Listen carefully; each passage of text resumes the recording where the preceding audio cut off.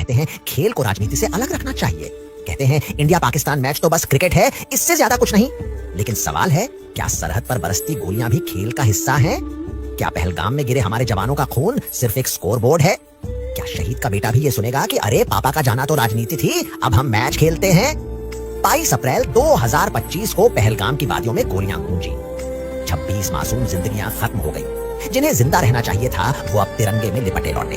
उनकी चीखें, उनके परिवार का दर्द, ये सब उसी सरहद से आया जहां से अब हमें मैदान में दोस्ती का झूठा सबक पढ़ाया जा रहा है।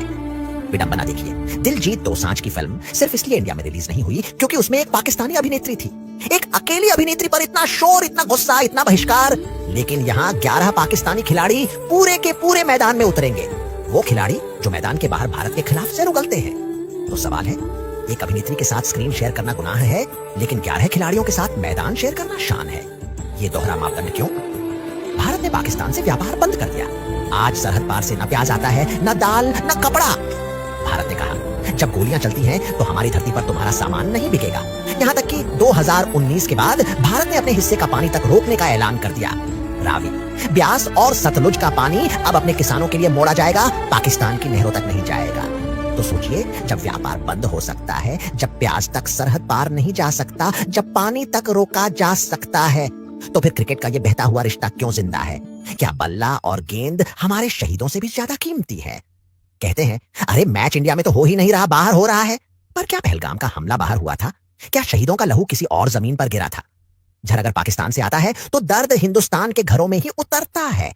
फिर चाहे मैच दुबई में हो या दिल्ली में, मैदान वही बनता है, हमारे दिलों का। तो क्या स्टेडियम का लोकेशन बदल जाने से सच भी बदल जाता है, या ये सिर्फ क्रिकेट को बचाने का नया बहाना है?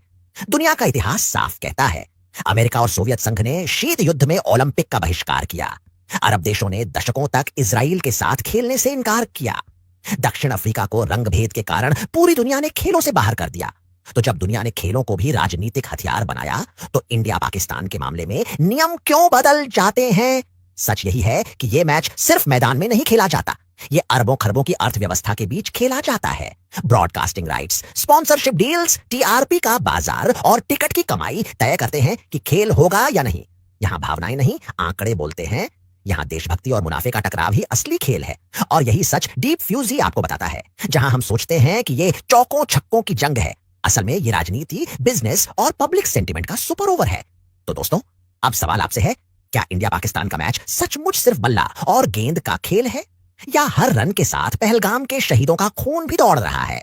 क्या हमें इन दोहरे मापदंडों को यूं ही स्वीकार कर लेना चाहिए, या अब यह कहना चाहिए जब तक खून बह रहा है तब तक खेल बंद रहेगा? सोचिए, जवाब दीजिए, क्योंकि यह मैच सिर्फ स्टेडियम में नहीं, आपके दिलों में भी खेला जा रहा है।